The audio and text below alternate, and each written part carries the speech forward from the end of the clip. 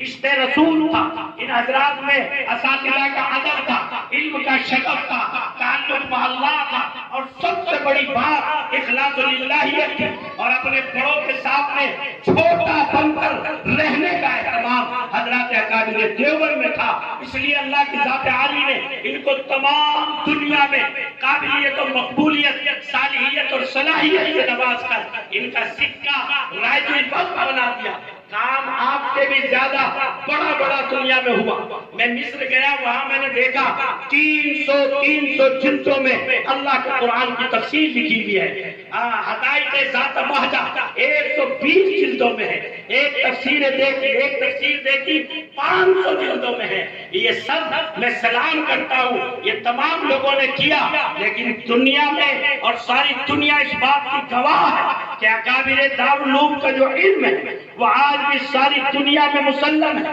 Medina university میں بیٹھ کر اگر کوئی حدیث کا طالب علم قال رشید احمد الکم کو ہی یوں کہہ کر گزر جاتا ہے تو وہاں کا شیخ الجامعہ اور شیخ الحدیث یوں کہتا ہے ظالمو تم یہاں پڑھنے کیا آئے ہو؟ تمہیں ابھی رشید احمد گنگوہی کا نام لینا نہیں آتا، تمہیں کیسے جرأت ہوئی رحمت اللہ واسعہ کہے بغیر گزرنے کی؟ کیا تمہیں پتا نہیں کہ رشید علم و عشق سے کس پہاڑ اور علم و عشق سے کس مقام پر فائز تھا؟ آج مدینہ یونیورسٹی اور دنیا میں جہاں آپ کے اکابر کا نام لیا جاتا ہے، ان اکابر کو عظمت کے ساتھ یاد کیا جاتا ہے۔ یہ صفت دنیا میں کسی جماعت کو حاصل نہیں ہوئی۔ ہمارے تابعین کے بعد یہ مقام صرف ان علماء دیوبند کا ہے۔ کیا دیوبند کا ہے؟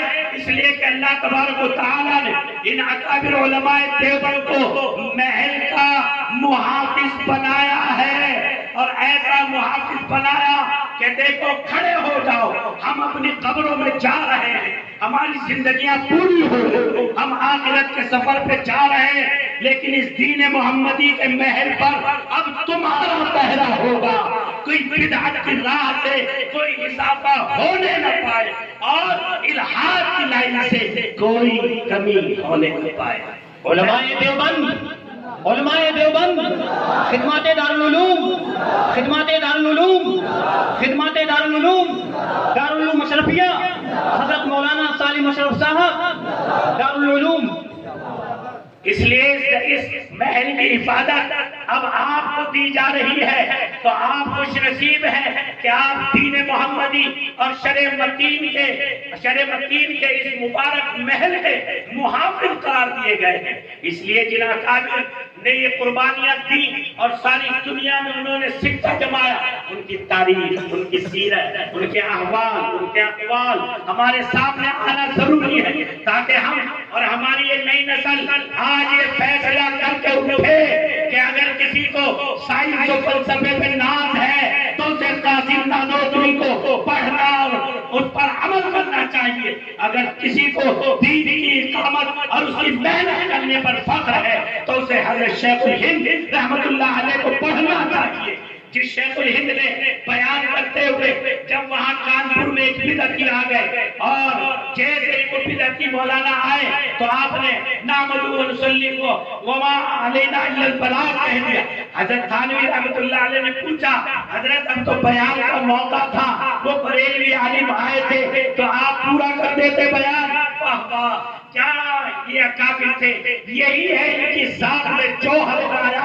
حضرت نے فرمایا جس وقت میں نے اس کو آتے ہوئے دیکھا تو میرے دل میں خیال آیا ہر موقع ہے علمی مواد سے بیان کرنے کا، لیکن ساتھ ہی مان تنبہ ہوا، ارے شیخ الہند اپنے آپ کو کہتا ہے اور بیان کرے گا کس کے لیے؟ اس مولانا کے لیے۔ اس لیے میں نے فوراً وآخر دعوانا الحمدللہ کہہ دیا، کہیں ایسا نہ ہو کہ یہ بیان اللہ کی رضا سے ہٹ کر ایک بندے کے لیے ہو جائے۔ یہ وہ بنیادی بات تھی کہ جس نے ان اکابر کو اکابر بنایا تھا۔ یہ ہر عمل اور ہر قدم کو اٹھانے سے پہلے اپنی ذات کو دیکھنے کہ میری ذات اللہ کے درمیان کوئی حجاب تو نہیں ہے، کوئی گناہ تو نہیں کرتا ہوں، ریاء کوئی کام تو نہیں کر رہا ہوں، اور بھائی دوسری بڑی صفت ان کی اپنے بڑوں کے یہاں چھوٹا بن کر کے رہنے کی تھی. یہ دو بات سالم اشرف قاسمی کی زبانی اپنے دلوں کی تختیوں پر لکھ لیجئے کہ ساری زندگی بڑوں کے سامنے چھوٹا بن کر رہیے اور اپنے ہر قدم کو اٹھانے سے پہلے اپنے دل کا جائزہ لے لیجئے. تو یہی سب کچھ سامنے آئے ہمارے ان حضرات کے کشکول علم معرفت سے. اسی کے لیے یہ اجلاس قائم کیا گیا تاکہ ہماری نونہال نسلیں جہاں درس نظامی پڑھیں اسی کے ساتھ ساتھ ہمارے اکابر کو بھی پڑھیں.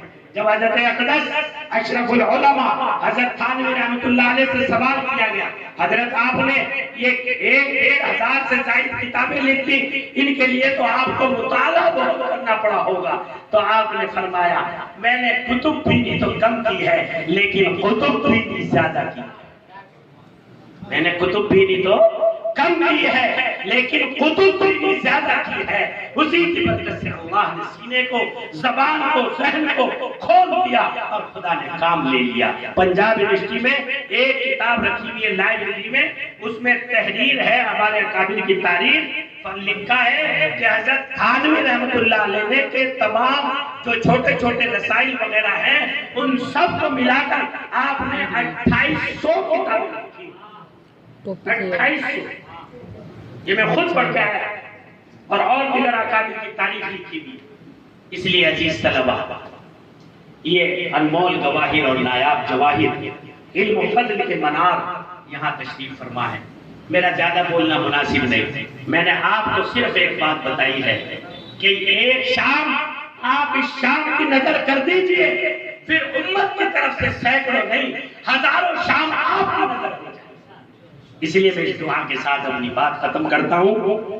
اللہ وہ دل دے جو تیرے عشق کا گھر ہو, اللہ وہ دل دے جو تیرے عشق کا گھر ہو, دائمی رحمت کی تیری اس پہ نظر ہو. دل دے کہ تیرے عشق میں یہ حال ہو اس کا محشر کا اگر شور ہو تو بھی نہ خبر ہو. یہ عظمت دارالعلوم پر جو لکھ لگی ہوئی ہے 10 کتابوں کی, یہ اس مبارک سمندر سے نکلی ہوئی کتابیں ہیں جس کو دنیا ولی اللہ ولی بستوی قاسمی کے نام سے یاد کرتی ہے. ان کتابوں کا اجرا ہمارے اکابر کے ہاتھوں آئے گا تاکہ آپ کو یہ پتہ چل سکے کہ دارالعلوم کے مبارک محل کے کیسے کیسے عاشق دنیا میں ہیں کہ ایک ہی موضوع سے متعلق جو ہے وہ 10 کتابیں آپ نے تحریر فرمائی. اور ہندوستان میں اور باہر میں کوئی بزرگ بچا ہوگا ان 20 30 40 سالوں میں کہ جس بزرگ پر آپ نے مرثیہ نہ لکھا. اس لیے ان کی کتاب پر تقریر لگتے ہوئے میں نے ایک بات لکھی ہے کہ ولی اللہ ولی بستوی وہ فلبتی اور ارتجالی شاعر ہیں کہ جنہوں نے سینکڑوں شخصیات پر مرثیہ لکھ کر اور ادب کی انتہا کو پہنچا کر اعجاز ادب کی ایسی خوشبو بکھیری ہے کہ ایسا معلوم ہوتا ہے کہ اکابر کی ارواح اس لبے اعجاز کا بوسہ لینے کے لیے قطار میں